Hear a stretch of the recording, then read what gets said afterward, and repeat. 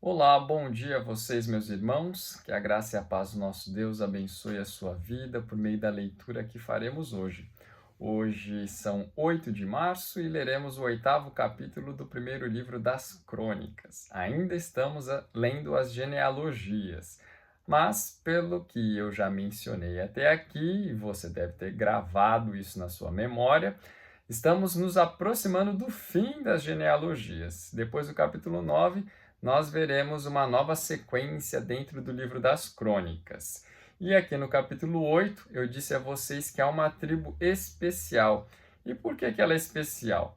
Você já deve ter batido aí, levado seus olhos para a Bíblia e visto que nós vamos falar a respeito da tribo de Benjamim. Que, a propósito, também já falamos no capítulo de número 7 a respeito desta tribo, entre os versos de número 6 e o verso de número 13. Mas quando vocês lerem o capítulo 8, verão que há algumas diferenças nos nomes que são mencionados aqui em relação aos nomes que são mencionados lá no capítulo 7. Isso tem um significado, tem um porquê. Então, preste atenção à leitura e depois vamos à explicação dessa diferença.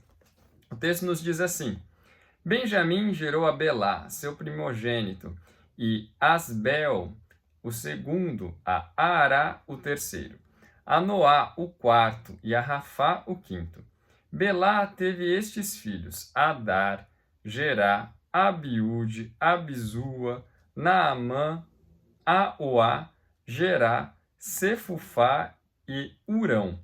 Estes foram os filhos de Eude, que foram chefes das famílias dos moradores de Gebá e transportados para o exílio a Manaate, Naamã, Aías e Gerá.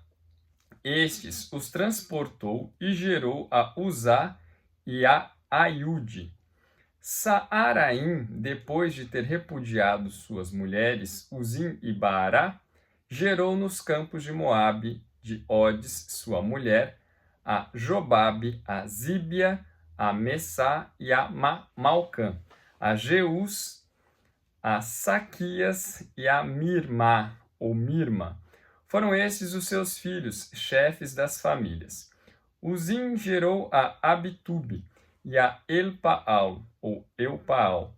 Os filhos de Eupaal foram Eber, Mizã e Semede. Este edificou a Ono e a Lode e suas aldeias. Berias e Semá foram cabeças das famílias dos moradores de Aijalon, que afugentaram os moradores de Gate. Aiô, Sazaque, Jeremote, Zebadias, Arade, Éder, Micael, Ispá e Joá foram filhos de Berias. Zebadias, Mesulão, Isqui, Éber, Ismerai, Islias e Jobabe, filhos de Eupaal. Jaquim, Zicri, Zabdi, Elienai, Ziletai, Eliel, Adaías, Beraías e Sinrate, filhos de Simei. Ispã, Eber, Eliel, Abdon, Zicri, Anã, Ananias, Elão, Antotias, Ifideias e Penuel, filhos de Sazaque. Sanzerai, Searias, Atalias, Jaaresias, Elias e Zicri, filhos de Jeroão. Esses foram chefes das famílias segundo as suas gerações e habitaram em Jerusalém. Em Gibeão habitou o pai de Gibeão, cuja mulher se chamava Maaca, e também seu filho primogênito Abdon, e ainda Zur, Quis, Baal, Nadab, Gedor, Aiô e Zequer. Miclote gerou a Simeia.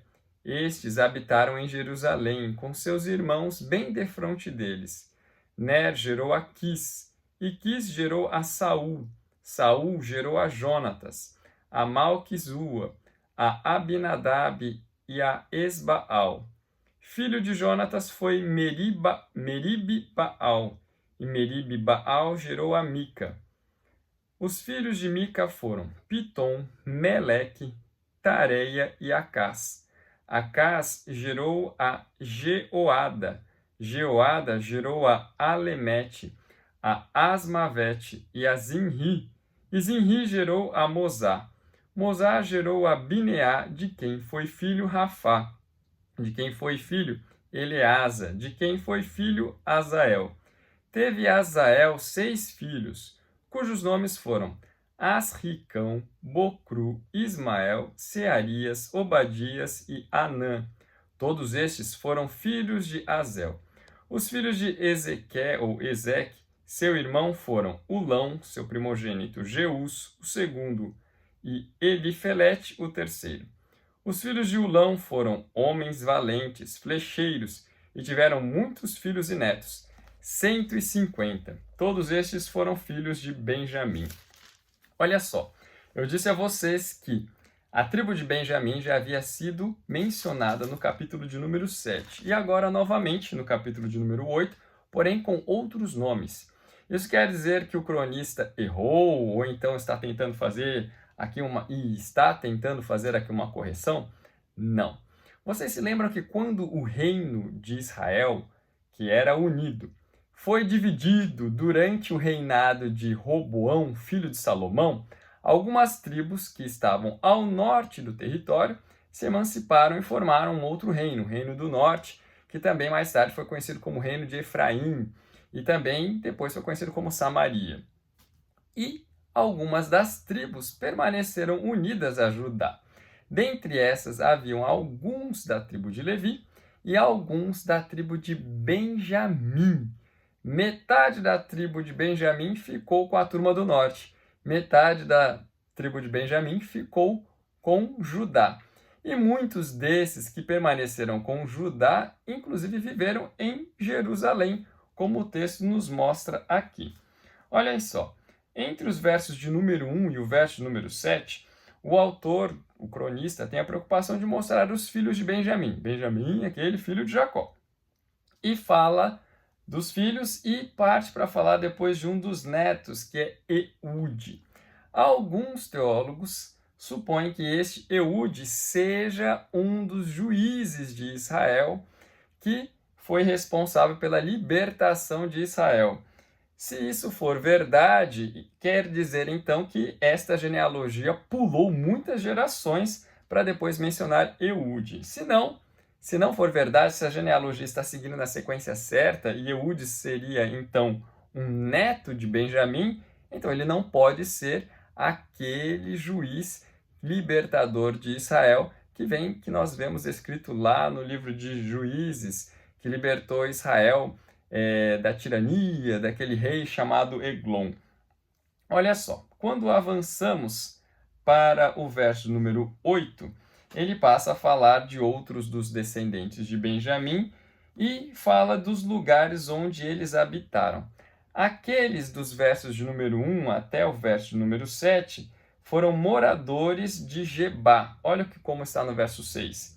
Esses foram os filhos de Eude, que foram chefes das famílias, os moradores de Gebá. Agora, a partir do verso número 8, ele fala de descendentes de Benjamim que são residentes de diferentes lugares. Olhem só, no verso número 8 ele fala dos filhos de Saarim, descendente de Benjamim, mas que habitaram nos campos de Moabe. Depois, no verso 12, ele fala daqueles que são os descendentes de Eupaal e que edificaram as cidades de Ono, Lode e também as suas aldeias. Ele menciona também mais alguns? Sim. Entre os versos 13 e 28, ele começa a citar os benjamitas que foram habitantes de Jerusalém. Olha que mostra lá o verso de 28. Estes foram chefes das famílias, segundo as suas gerações, e habitaram em Jerusalém. A partir do verso número 29, ele também fala de alguns dos moradores de Jerusalém, mas não especificamente da cidade, mas dos arredores de Jerusalém, e cita inclusive a cidade de Gibeão, verso número 29. Em Gibeão habitou o pai de Gibeão. Pai aqui, na realidade, não é Gibeão, pai de um filho chamado de Gibeão, mas Gibeão, aquele que fundou a cidade de Gibeão. Avançando mais, no verso de número 32, ele repete, mencionando que esses que vão a seguir habitaram em Jerusalém. Olha como está lá no verso.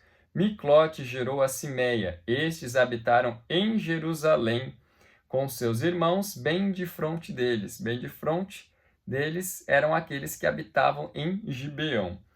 E olha só, dentre estes que habitavam em Jerusalém, tem alguns nomes bem conhecidos. Ele cita Ner, que gerou a Quis, e Quis gerou a Saul. Quem é este Saul? O primeiro rei de Israel. Antes de Judá, quem reinou em Israel? Antes de um descendente de Judá, que era Davi, quem reinou em Israel foi Saul, descendente de Benjamim. Que ele cita o filho de Saul, os filhos de Saul, né? Jonatas, Melquizua, Abinadab e Esbaal, ou Esbaal. E cita que o filho de Jonatas é Meribe-Baal. Eu fiquei um pouco confuso. Quem seria esse Meribe-Baal que eu não tinha visto em nenhum lugar? Mas eu vi que é uma das formas com que se referiam a Mefibosete. Vocês se lembram de Mefibosete? Aquele filho de Jonatas que sobreviveu e que foi depois acolhido pelo rei Davi? Pois é esse Meribe-Baal aqui. E a continuação do texto, ainda fazendo referência daqueles de Benjamim que habitaram em Jerusalém, lá no final, no último verso, verso 40, diz assim: Os filhos de Ulão foram homens valentes, flecheiros, e tiveram muitos filhos e netos, 150. Todos estes foram dos filhos de Benjamim. Tá, isso aqui é para fechar o capítulo, né? O importante que eu queria destacar é o que vem antes dessa frase aqui: todos esses foram os filhos de Benjamim.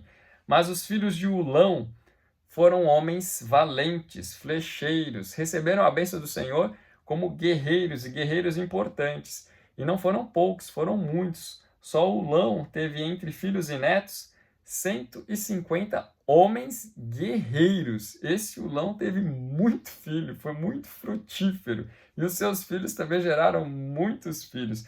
Para em 3 gerações a família chegar a 150 homens guerreiros, tinha muita gente aqui. O cronista cita isso como uma forma de mostrar que essa tribo também foi abençoada por Deus. Não só pelo fato de ter guerreiros, mas também pelo fato dela ter possuído terras e, inclusive, ter edificado cidades. Eles chegaram ao estágio em que havia paz tão boa e tão, paz constante que permitia a eles edificar, inclusive, cidades. E olha só, eles tinham uma proximidade tão grande com a tribo de Judá que habitaram, inclusive, em Jerusalém. Isso nos mostra que, quando houve a divisão do reino, houve uma tribo que foi fiel a Judá, fiel à aliança que o Senhor tinha com a casa de Judá. E esta tribo foi justamente metade da tribo de Benjamim, que permaneceu ali com eles. Agora eu quero fazer uma outra análise, que foi um pouquinho difícil de conseguir entender isso daqui. Mas as genealogias estão divididas em blocos distintos. As genealogias que o autor das crônicas fez, ele deixou essas genealogias expostas da seguinte forma.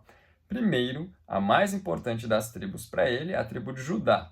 Por quê? Porque é a tribo com quem Deus tem uma aliança e por meio da qual viria aquele que seria o rei de toda a nação de Israel. E, de fato, durante muito tempo houve uma dinastia na casa de Judá. Depois ele passa a apresentar algumas das tribos de Israel, que eram as tribos transjordânicas. Lembra que eu falei? Da tribo de Gade, da tribo de Ruben e metade da tribo de Manassés. Então ele faz menção rápida dessas tribos, não conta muita coisa, mas mostra a importância que elas têm. Depois ele dá um destaque enorme para a tribo de Levi, falando da importância que eles têm, pelo fato de estarem associados também a Judá e pelo fato de serem responsáveis pelo culto, por conduzir a religião também em Israel. Depois falamos daquelas outras tribos, que eram as tribos da banda ocidental do Rio Jordão. Deixa eu ver se eu lembro. Falou da tribo de... vamos lá, vamos lembrar. Tem a metade da tribo de Manassés. Ele não falou da tribo de Zebulon, mas falou da tribo de Simeão. Falou da tribo de Naftali. Falou da tribo de Gad. Olha, a página está aberta, né? A Bíblia está aberta, poderia olhar aqui. Então, a tribo de Issacar, meia tribo de Manassés, Efraim e Azer. Citou essas tribos, que eram tribos também que poderiam ser esquecidas. E por último, ele cita a tribo de Benjamim. Então ele dividiu em 5 blocos, né? Aqui está Judá, Levi e Benjamim, as tribos transjordânicas e as tribos da banda ocidental do Jordão. Ele fez esta estrutura mostrando que estas tribos aqui seriam as ímpares, elas são as mais importantes. E dando destaque principal àquela que está no meio, que seria a tribo de Levi, porque exerce uma função extremamente importante relacionada à religião. Mas vale lembrar que aquelas que estão nas extremidades, a tribo de Judá e a tribo de Benjamim, também têm grande importância, grande relevância. Uma porque tem o governo, né? O descendente de Davi deveria permanecer no governo do reino de Israel. E também a tribo de Benjamim, por estar associada justamente por ter mantido a aliança com Judá, e também porque dela vieram guerreiros importantes e um dos reis de Israel, que foi o rei Saul. Essa estrutura tem um nome na literatura, na organização das histórias, dos contos, do pensamento hebraico, que chamam de quiasmo. Você dá relevância principal àquilo que está no centro. Você começa com um assunto que é importante, passa para um outro que não é tão importante, mas no centro está aquilo que você quer destacar principalmente. E aí, depois você repete o que tinha mencionado anteriormente e, por último, aquilo que tinha dito no início. Depois, eu acho que você pode ir para uma das salas da EBD e ouvirá de um dos professores melhor a respeito dessa estrutura, que é chamada de quiasmo. Mas aqui, com as genealogias, nós vemos o autor trabalhando justamente com essa estrutura, quiasmo. Você pode pensar assim, temos lá A, B, C e depois volta para B, A. O que está no centro, C, é o mais importante. Então, dentre essas genealogias, o autor de Crônicas quis destacar principalmente a tribo de Levi, mas dar grande destaque também às tribos, tanto de Judá como de Benjamim. E aqui é como se nós fechássemos esse ciclo das genealogias. A partir do capítulo 9, que nós veremos amanhã, ele inaugura algo diferente. Vai falar a respeito, mais uma vez, de lista de nomes, mas de nomes que estão bem próximos dos seus leitores, porque se referem a pessoas que habitavam, ou naquela época, Jerusalém. Eu já estou adiantando, né? Eu tenho que encerrar por aqui. Mas eu acredito que vocês tenham compreendido que o cronista quer mostrar que há algo muito importante relacionado ao culto, relacionado à religião, e nós veremos muito disso ao longo do livro de Crônicas, porque de fato o culto ocupa uma posição extremamente importante na nossa vida e também naquilo que o Senhor Deus revela nas Escrituras, porque afinal de contas o culto é dedicado pelo povo de Deus ao Senhor Deus. Vem como isso é importante? Então, que Deus abençoe a sua vida e até amanhã na próxima leitura que faremos do primeiro livro das Crônicas. Tchau, tchau.